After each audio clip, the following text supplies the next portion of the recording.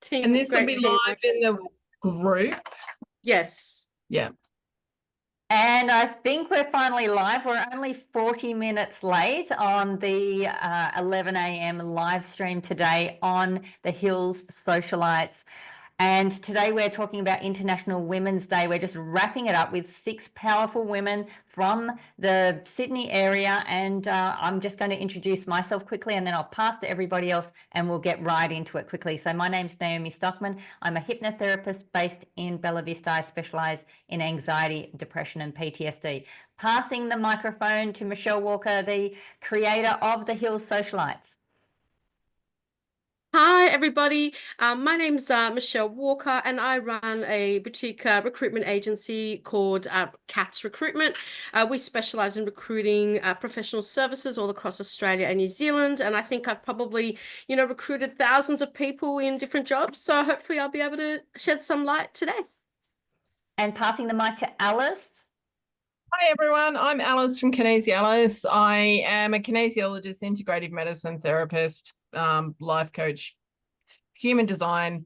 I do a lot of stuff, which is basically what I do is help you understand what your body is telling you so that I can help you feel and function better. Awesome. And Elena. Hi, I'm Elena. I'm a lawyer and accredited mediator. I'm also very passionate about mental health, so I became a mental health first aider. So what I focus on is providing peaceful resolution to conflict without going to court. And most importantly, I'm very passionate about empowering women and also focusing on the well-being and resilience moving forward. And Olga joining us from her phone. Hi, can you hear me? Yes. Okay. Yes. Hi, my name is Olga from Yaga Smart Education Consultancy, and I'm originally an early childhood teacher, trainer and assessor, and I support families to actually empower families and work for the local community, the Hills community here. Awesome. And last but definitely not least, we've got the beautiful Martha Mock. Introduce yourself to us, please. Hi everyone, my name is Martha Mock. I'm a confidence coach from Super Confidence Coaching. I'm also the community director of Yeah the Girl 40 Plus. It is such an honor to be here today because we work so well with Michelle and the socialites people here. I look forward to getting to know you guys more. And thank you, Martha, for saving the day on our technological distress and getting us on your Zoom. That was beautiful. But I'm going to start by asking us as a panel, and just feel free to jump in and answer. And, we're just going to hash this stuff out. But first question that I want to ask everybody is, what is the biggest challenge that we as women are facing in ourselves, like mentally, physically, emotionally, in our lives with all our responsibilities? And how do we overcome these things? How do you overcome it? I don't know about you guys, but for me personally, the biggest challenge is really just balancing everything out. So there's just so many things, like with family, with work, and then somehow you need to fit in looking after yourself and your own health. And I actually have a question for Alice for later on. As women, there are so many elements of our health that we need to look after. Where do you start? How do you keep on track? But I think for me, the solution is just remembering to do the whole self-care thing, prioritizing, creating a plan, and just trying to work it out in a simple and, I guess not a reactive but proactive way. And Michelle, you've got 3 beautiful daughters, a husband, a business, you run the socialites. So yeah, you're definitely someone that would know about this. As someone who has worked with hundreds of families in early childhood settings, so I see firsthand how women, and especially mothers, are constantly holding everything together. So the invisible load is real, and I think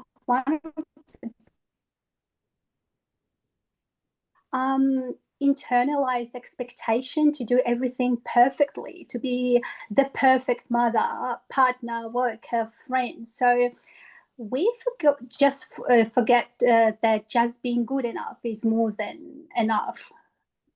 I love it. Good enough is good enough. Yeah. I should write a song about that, because that's one of my mantras as well. And I think he's also How about you, Alice? What have you got? Yeah, look, I think that that's exactly right. I think the biggest issue that women have is that battle with themselves, which leads into all of the, trying to be all the things, and leads into the stuff that Olga was just talking about. And, the other thing that I think comes into it, which is what I think the Hill Socialites is so good for, is women are increasingly disconnected from other women.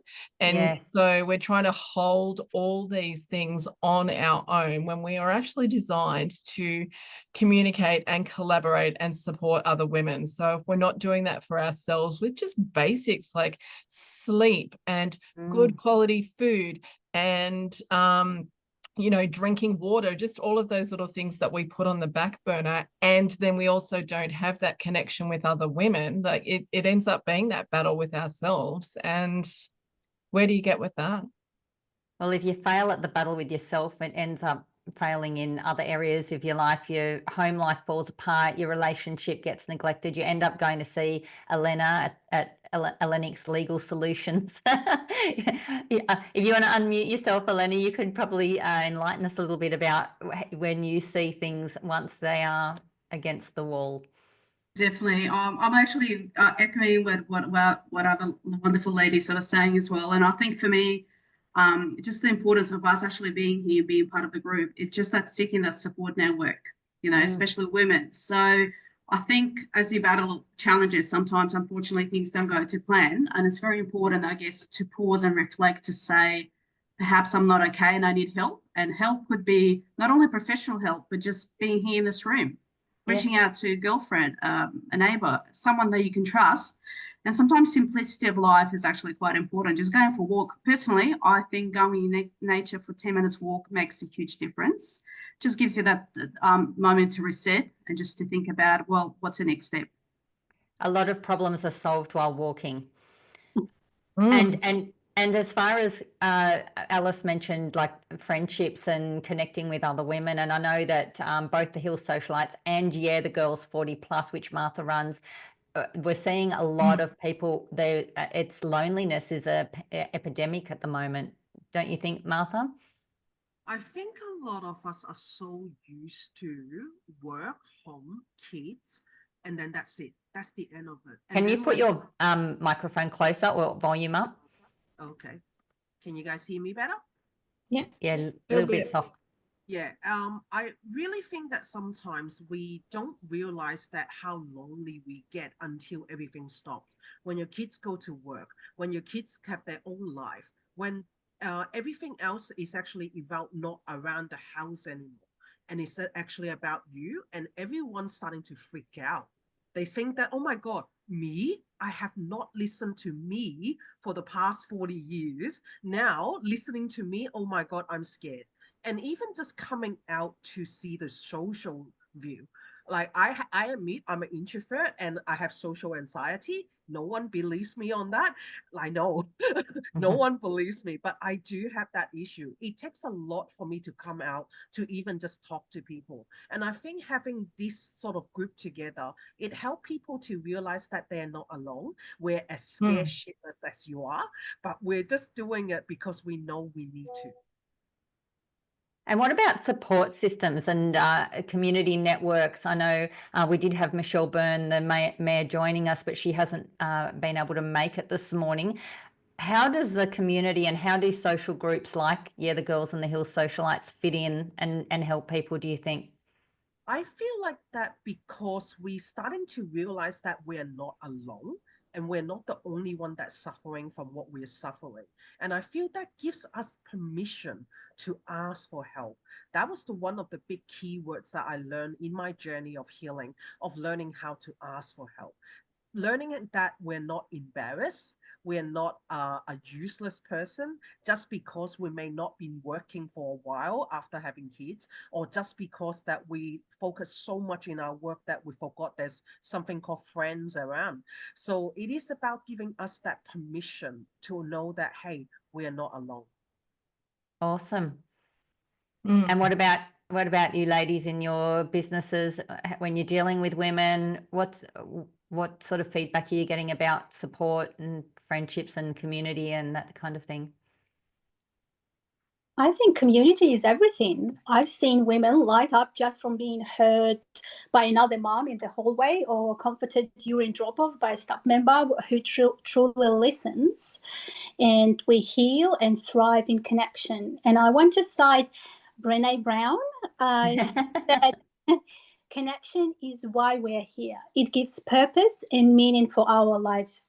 We need spaces where women can be vulnerable without judgment, where they don't have to wear a mask. Mm. Yep. Yeah.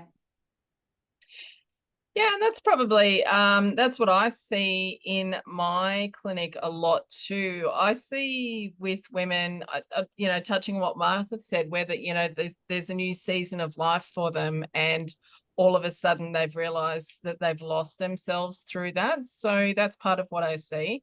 But I also do see a lot of women too suffering the effects of the judgment and the criticism and the lack of support from other women as well. And often that mirrors their judgment and criticism of themselves as well. I'm actually reading one of the most popular books in the world at the moment, the Let Them Theory by Mel Robbins. Yeah. If anyone hasn't read that book or listened to her podcast, go do that. Because it actually gives you the agency to be able to put down the weight of responsibility of accepting that judgment from other people, and also from the responsibility of trying to be everything to everyone as well. It's a very empowering book. So I'm definitely going to be talking a lot more with my clients about that in my clinic, because it man, it makes so much sense. So, and if we put down some of these things ourselves, and also be aware within ourselves of when we're behaving not so well towards other women, and start changing that sort of narrative, that's where we can have real impact. And that's where groups like this come in, you know, their own, basically. Yeah, absolutely. You can't judge someone else without judging yourself, and it all goes round and round, and life gets very heavy when you're trying to be amazing in every area of your life. Yeah. And none of us are perfect, and we spend Even so much time trying to be that, and we're just not. And it's okay. Even the concept of being a good mum or a good friend or a good, like what is good? Like, is it if I have all the laundry done and a meal on the table, am I good? If I, you know, where do you draw the line? Am I allowed to outsource being good? Does that make me good? I could actually add, I really love what Alice was saying. I think some of us being pretty much perfectionists at one point of time, I think it's very important to prioritize self-compassion. I don't think enough of us are saying, I'm doing the best I can, regardless what the judgment's out there in the public eye. So I think that's very important. So for me, that's something I'd like to reflect every day. I'm not perfect. I'm not a robot. I'm doing the best I can. So that self-compassion is work in progress for most of us, I think. Yeah. So who here is practicing self-compassion and self-care? Right, by a show of hands. Hi. I'll Maybe do half a hand. self-compassion. I don't know about self-care. Trying. It's on the list. It's on my notice board. All right, we need some tips. What are we doing? How are we self-caring? How are we showing compassion? What's it sound like? What's it look like? What are you doing there? Well, I've been thinking about it recently, and I was like, oh my gosh, I'm so tired. I need a holiday. But then I was thinking, well, you can't always just, go away for a few days. So I've kind of been thinking about this. I was thinking that, every week we should take some time out to create like a mini holiday for ourselves, whether it is, going for a massage.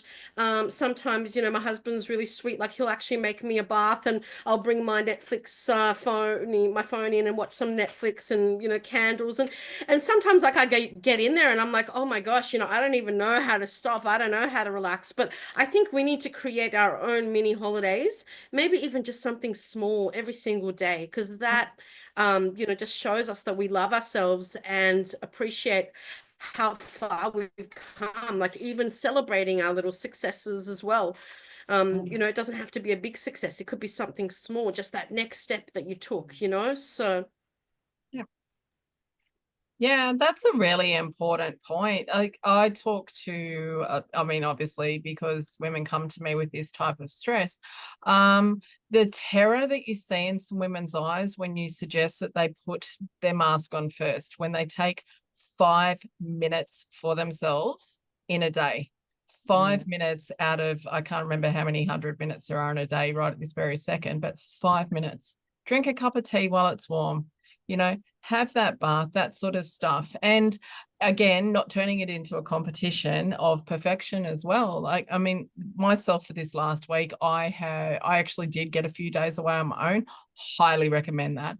And I just wanted to be on my own, and I did everything that I could to not have to honestly interact with other people for a couple of days, because I have had a lot of that this year, and it's okay to have that. And it's okay to want to be with other people. And so I just spent a couple of days reading actually that book, obviously, you know, having the bath. I did have a glass of wine, you know, I got what I wanted for dinner, all of that sort of stuff. I've come back, life is still busy, and, you know, but I've taken that few minutes since those couple of days to do those things. So that is my thing, is even if you actually re-engineer your life from the perspective of put your mask on first, have your cup of tea or whatever, then help other people, rather than I can do all of these things. Actually, Michelle, you posted something this morning, which is exactly the thing, you know, that trying to do all the things that you need to do after you've taken care of everyone else. And all you need to do is re-engineer your life, take your 5 minutes, plan your 5 minutes, even if you can't do it first thing. And do that every day, and that will actually change a lot of the feeling that you have inside, and also change the way that you behave towards yourself, which will change the way that you behave towards other people. A lot of burnout happens when we expect other people to notice how much we are carrying and to take some of the load, you know, like, oh, that looks heavy, I'll carry it for you. And when people don't, because we always expect the most from people who are doing the most, right? So when someone doesn't come and step up and take it off you and help you, then a lot of people get resentful, and that resentment actually is toxic for us. So yeah, it's not healthy to not put yourself first.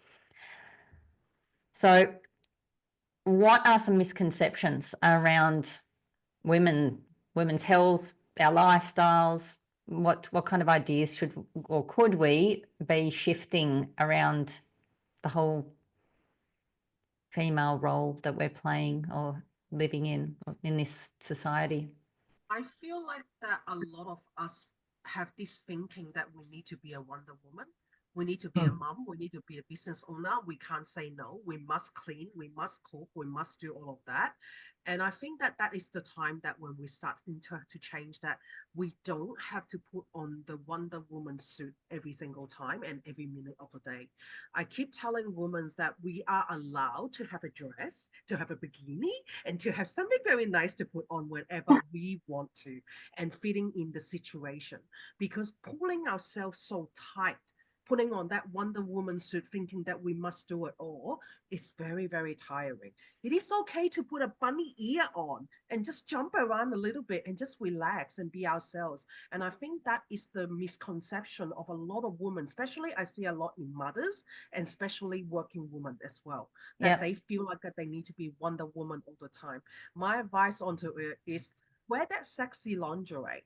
Wear that wonderful bunny ears to jump around and be yourself and give yourself that little bit of a compassion. Actually, I think I just let somebody in that I maybe wasn't meant to. Sorry about that. All good. And what about someone else? Anyone else got anything to contribute? I'd like to contribute as well. So thank you so much, Martha. I love that as well. And I think, I personally think the probably the most challenging part of basically staying human and getting being on track is to set boundaries. I know we're really, really, really challenged.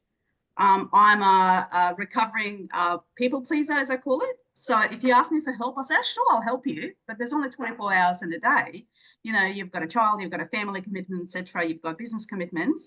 And I personally find it, and it's work in progress as well, is setting those healthy boundaries. So every time you say yes to a commitment, does that mean that you're cutting down on the time with the family? Are you cutting down on that, self-compassion time, or that downtime that you actually much needed? So I find that is probably challenging in a way, but it's so important to say every time there's a commitment, well, what's the price of that? What's the price of me saying, yes, I'll go to that event for 3 hours?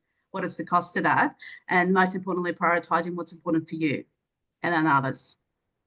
Yep. And what about work-life balance? Because I know we do try to do it all. Any tips about how to get that right? I know my daughter, who's 34, she doesn't work. She's got 3 kids, and she says that she always feels that people are judging her. They say, like, what do you do? And she says, I'm a mum. And they're like, yeah, but for work, like, what do you do for work? And she says, no, I'm a mum. And it's the fact that it's society all has that view that being a mum isn't a job. So we all are working, and we're working and mumming and everything else. How's your work-life balance, ladies? I can tell that I see that every time in early childhood. I can see moms who don't work in a corporate world, but they work very hard at home. And there is a harmful myth that women are naturally bad at multitasking or emotionally coping with everything, and that somehow makes it okay to pile more on us. And that's not a superpower, it's an expectation wrapped in burnout. We need to move away from idolizing self-sacrifice as strength. And start recognizing boundaries, rest, and saying no as legitimate acts of wellness. And that's what I say to the families that I work with now with my education consultancy. So I think it's very important to recognize these boundaries and tell that, yeah, this is my life, this is what I chose to do it. And it's not your business. Yeah, that's right. What actually you do for work. No, it's not your business. It's my life. This is how I decided to live my life. Yeah. And if I can add to it, as from a legal point of view, actually got me thinking, what a lot of women don't realize is, yes, I'm a mom, and perhaps I've been what I call legal term primary carer for the children. When it actually does go into the court's eyes, they don't see it as, just a mum. They'll look at it as equal footing. So, okay, maybe the father was providing financially, but you provided non-financial contributions. So they always look at it as on equal footing. And I think that's what a lot of women don't realize, because just because you didn't bring, you weren't working, but you were there for the family, you were there for, whether it's a father and a husband or a partner at the time. So it's quite interesting that a lot of women don't realize it's actually on what I call a non-financial contribution. Yeah, that's important to know, that it is valued on the legal level.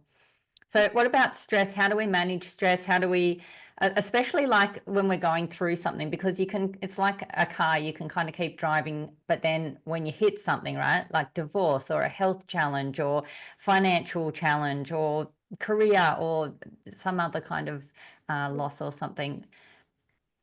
Well, last week, actually, I had a few challenges. Like I had a challenge with school, and then I had a challenge with childcare as well. So there were things that actually, are not in my usual stress box. And yes, I have to be honest, like I am really terrible at taking time out for myself. But even after what happened last week, it actually made me realize that I actually need to stop. And it doesn't matter how busy I am, I have to make some sort of exercise a non-negotiable, because I feel that for me, that's how I clear my mind. So I've said to my husband actually this morning, I said, rain, hail or shine, I don't care what happens. I'm going to Zumba tonight at 7 o'clock. You need to push me out the door at 6:30. So you guys need to keep me accountable. Let's see if I actually do it. Can I? Yeah, that's awesome. This is a really morbid concept. However, it is highly effective at helping you prioritize things, because stress can be the like I was talking about before, and like we have touched on just now, around the judgment that we get, whether we're working or not, and also that, that balance between work and life, and we try to parent like we don't work, and try to work or run businesses like we don't have children. But the thing that I will actually challenge a lot of people to consider is, what are you going to regret on your deathbed? If the decision you are making is something that you are going to regret on your deathbed, that will help you. It's such a morbid concept, but it's so clarifying, because it will help you to clarify what's really important to you, like nothing else. So even just using that concept will help lower your stress, because you will decide about what's actually truly important to you, not what you think is important or what you're afraid that you're going to get judged for. All the work problems in life that I've ever had over the decades, like, this is so important, oh my gosh, it's so important, they're all in, like, I can't even remember them, but the little things with your kids that you and your partner and your parents and your family and your sisters and brothers and all those people, they don't become inconsequential over time, they become more consequential. So it's like a teetering, one of those sort, I'm not explaining that well, but yeah, one goes down and the other goes up. Absolutely. So yeah, very impactful. It's not morbid at all, because it's the truth. So that's, and just as far as being overwhelmed, who here, by a show of hands, has ever felt as a woman that you're completely and utterly overwhelmed? Absolutely. Yeah. And that is boundaries, right? That's when you completely overstepped your own boundaries and taken on more than you are capable of doing. At any given time. And probably thought to yourself that, oh, someone else will come and help me, or without me asking, instead of asking for help. That's funny, actually. It's something I say to my kids. I mean, my kids are, one's an adult and one's almost an adult, but it's something that I have said to them a lot, is no one's coming to save you. It's up to you. So, and that applies to all of us, especially when we're expecting someone to come and save us. It's up to us. It's our life, is our responsibility. And we get to choose how hard it is. That's not obviously a hard and fast concept, but we get to choose. We get to choose how much we take on. We get to choose whether we go to Zumba. We get to choose whether we have that cup of tea or go to bed 10 minutes earlier instead of doom scrolling. All of those things are completely within our control. And when you feel in control and you have that agency over your life, everything is less stressful and not overwhelming. My dad used to always say to me that you've got to make the most of what you've got and just go for it. So I guess, in any given situation, you need to just, figure out where you are, create a plan, and, just do the best that you can without judging yourself, without being harsh on yourself, but also at the same time being kind to yourself. And if you can see that you can't do more than that right now. I remember once somebody had asked me to do something, and as you guys know, I usually do say yes to most things. And I remember I said no to something, and the lady said to me, "Oh gosh, Michelle, you always say no." And I was like, really? I didn't even realize. I thought I always said yes. But I actually thought it was quite funny, because as soon as you do start making, putting those boundaries in place, people will try to, push them out a little bit. But that's when you have to be strong and true to yourself. And as Alice was saying, put the mask on yourself first. So every one of the ladies here in the panel is somebody who supports women in some way. So before we wrap up, I just might get each of you to let us know what your tips are, what it is that you would recommend for for women to prioritize health, well-being, and, you know, and even some way that you can provide support to people that need support? I think when I communicate with families, and especially with mothers, grandmothers, I say when they feel overwhelmed, I say to them, you know what, you are not broken for feeling overwhelmed. You are human. And sometimes the bravest thing you can do is pause, ask for help, and just start with one thing, one small act of care that reminds your body and mind that you matter too. So that's my biggest advice, just to prioritize yourself, just pause, just ask for help, and just prioritize yourself as much. Prioritize your children, your friends, your relatives. You need to prioritize yourself. That's my biggest advice. Anyone else? I'll go next then. I think that a lot of us need to realize that we're human. That's the one thing, that even your mom, like I always say that when you have a kid, you actually need to look after it until the day you die. So that's actually a really big job, and it's mostly unpaid as well. And a lot of us that like who may be actually single mothers and going out of a relationship, you're actually taking two roles as well onto it. So give yourself that compassion of understanding that you are doing the best that you can, no matter what you do. I always have this funny saying that even if you farted, you are the only person that can produce that fart, that chemical. So be very proud of it. And the other day I actually read a post and actually said that if you, every time you fart, you actually lose some calorie as well. So continue to do it and make yourself feel better. The reason for that is that you need to understand no one else is like you. Okay, you have your own way, you have your own saying, and you have your own doing, and no one else can tell you you're not doing the right thing. Okay, that is their ideas, their way, their things. As long as you're doing things respectfully, that's what I always say. Righteousness and respectful is a very, very thin line in between. Always remember to be respectful and do follow your authenticity. Do understand where you come from, what works for you, what other people say. It matters only when you give meaning to it. As long as you understand that, your life will feel a lot less stressful, because people can wait. Yes, they can wait. It's okay. Look after yourself first.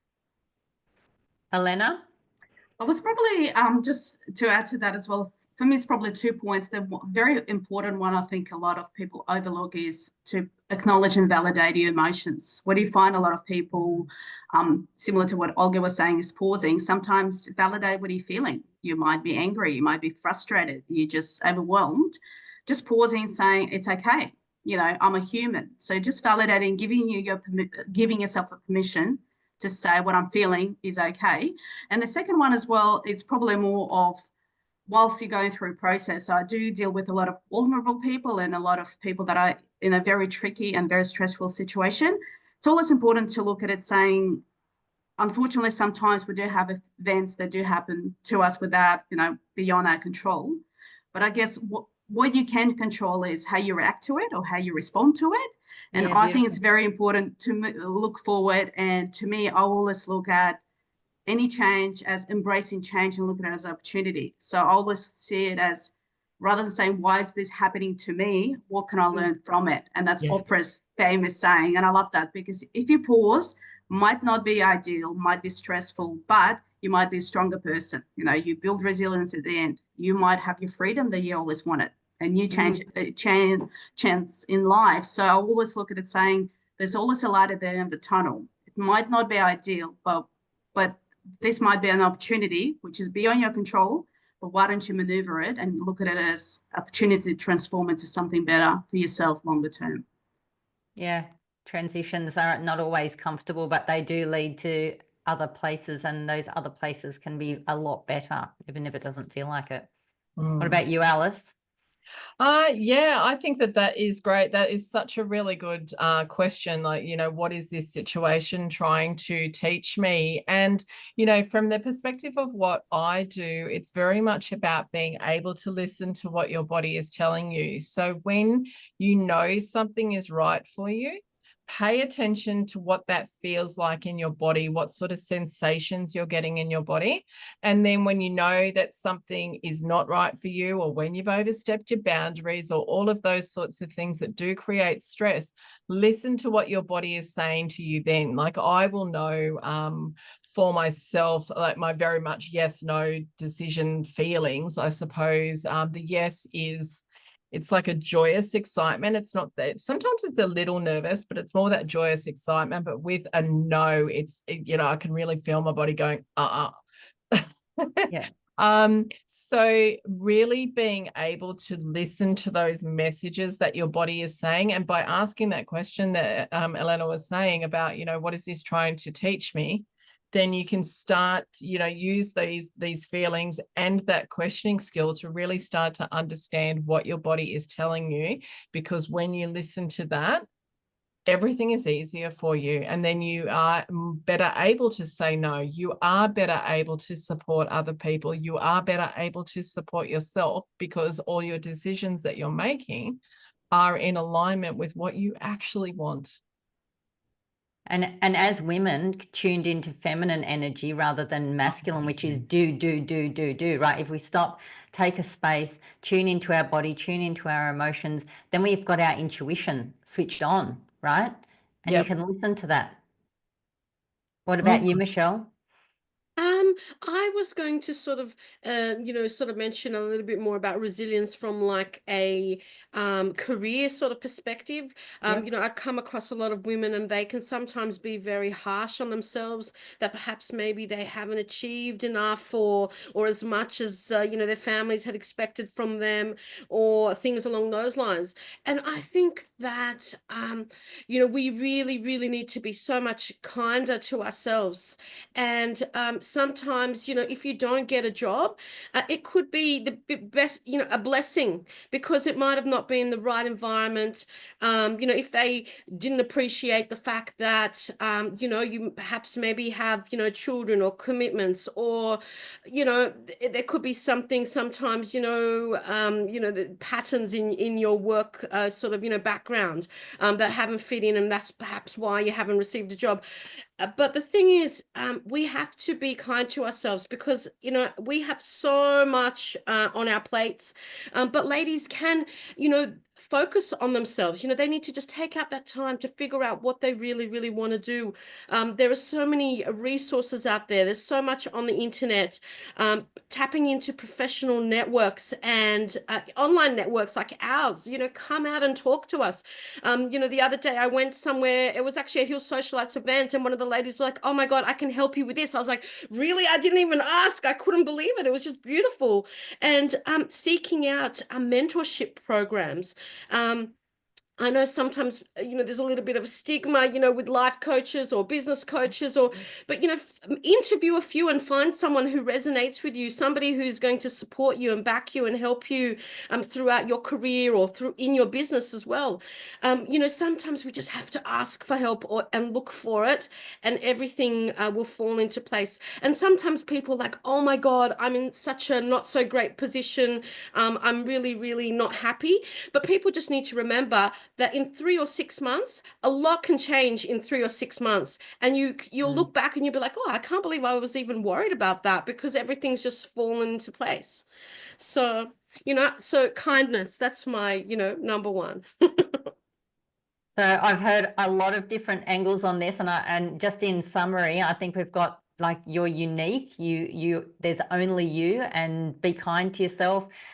Listen to your body, listen to your intuition, and tune into whether things are right for you, and only choose the ones that are right for you. Prioritize yourself. Ask yourself, well, I can't remember exactly the wording that Elena used, but about how things are going to affect you and how they matter. And don't put so much pressure on yourself as a woman. We don't need to be under complete pressure. We can ask for help and outsource and get support, get care, get connection, you know, make time for us. So before we wrap up, I'd just like to ask everyone who's watching, everyone who's listening, if you are listening, I would like to hear from you personally. What is it that you've been dealing? What is it that affects your mental, physical, emotional wellness? And what is it that helps you get through so that your life actually feels meaningful and rewarding, so that you're not just living in the daily grind? So just share your thoughts in the comments below.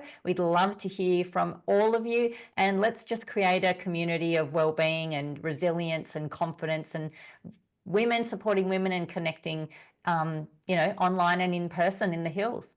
So thanks for joining me, ladies. Thanks for joining us if you're watching, and we look forward to connecting with you on the live events. If you haven't already, if you're hearing about this from a third person, join the Hills Socialites. If you're hearing about this and you haven't joined the Girls 40 Plus, you can join that one as well. We're all a part of both, and we'd love to meet you.